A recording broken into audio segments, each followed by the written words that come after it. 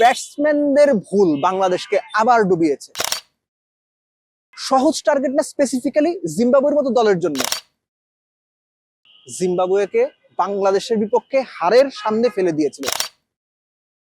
অবশেষে প্রত্যাশিতভাবে অস্ট্রেলিয়ার সঙ্গে টেস্ট ম্যাচটা সিলেটে হেরে গেল বাংলাদেশ। অস্ট্রেলিয়া না, জিম্বাবুয়ের সঙ্গে হেরেছে।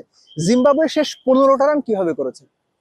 বাউন্ডারি মেরে করেছে। অর্থাৎ তাদের কাছে ওই সময় মনে হয়েছে 7 উইকেট যাওয়ার পরে যে attack is the best option. এখান থেকেই বাংলাদেশের চতুর্থ ইনিংসের শুরু, দ্বিতীয় বল ফিরে যেতে হবে। শান্তর পুল শট, যে ক্যাপ্টেনের ইনিংসের তৃতীয় দিন শেষে 7 রানে নট আউট এত প্রশংসা করলাম, সেই ক্যাপ্টেন উইকেটে এসে দিনের দ্বিতীয় বলে একটা বাউন্সার, কতখানি স্পিডও ছিল না, কত 132-33, সেটাকে পুল শট খেলতে গেলেন। পুল শট খেলাটা দোষের না, মোটেও দোষের না। শান্ত পুল শট ভালোই খেলেন। কোন সিচুয়েশনে তিনি পুল শট খেলছেন, ম্যাচের অবস্থা কি, বাংলাদেশকে কত করতে হবে, কতটুকু রান করলে বাংলাদেশ মোটামুটি জিম্বাবুয়েকে হারিয়ে দিতে পারবে, এই ক্যালকুলেশনটা শান্ত জানতেন না। বাংলাদেশ টিমের বেস্ট 11-এর 11 জন ক্রিকেটার জানতেন, কিন্তু শান্ত পুল শট খেলে প্রথম সর্বনাশটা করলেন।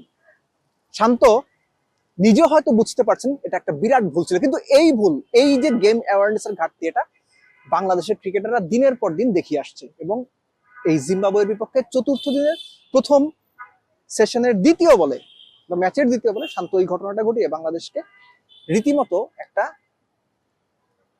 ঝামেলার মধ্যে ফেলে দিলেন। মিরাজের কাছ থেকে আমরা কখনোই আসলে বেটার ব্যাটিং পেস বোলিং এর এগেইনস্টে এক্সপেক্ট করি না। মিরাজ উইকেট দিয়ে এসেছেন এক্সট্রা বাউন্সে।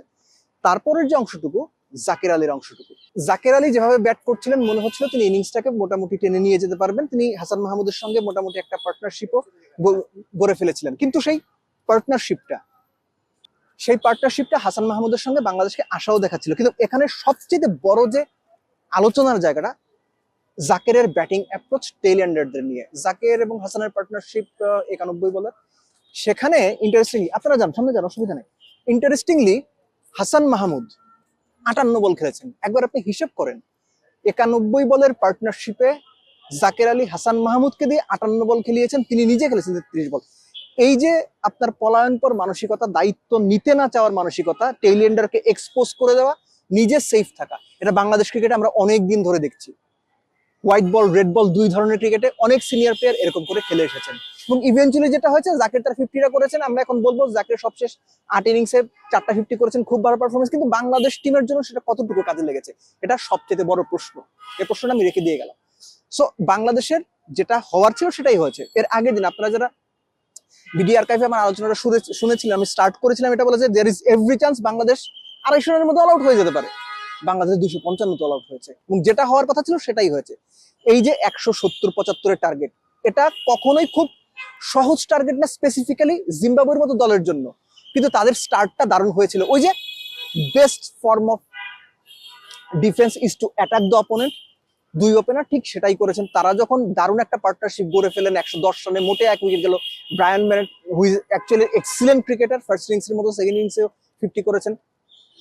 110 রানে যখন 1 উইকেট মাত্র, কেউ কি ভেবেছিলেন বাংলাদেশ এই পর্যন্ত আসতে পারবে, 7 উইকেট তুলতে পারবে?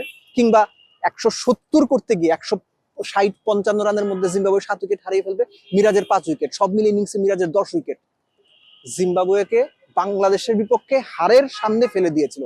এখন আপনি চিন্তা করেন, বাংলাদেশ যদি কোনোভাবে 200 রানের লিড নিত কিংবা 220 রানের লিড নিত, জিম্বাবুয়ে এই ম্যাচ জিততো? সেটা আপনি বিশ্বাস করেন? আমি বিশ্বাস করি না। বাংলাদেশ জিম্বাবুয়ের বিপক্ষে 200 রানের লিড নিলে এই ম্যাচ জিততো, কিন্তু ওই যে ব্যাটসম্যানদের ভুল বাংলাদেশকে আবার ডুবিয়েছে।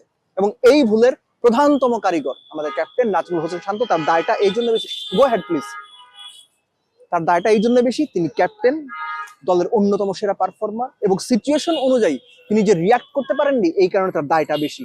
আর সব মিলে জিম্বাবুয়ের মতো দলের সঙ্গে যখন বাংলাদেশ টেস্ট হারবে, তখন পুরো ক্রিকেট সিস্টেমের দিকে একটা বিরাট প্রশ্নবোধক রাখাই যায়।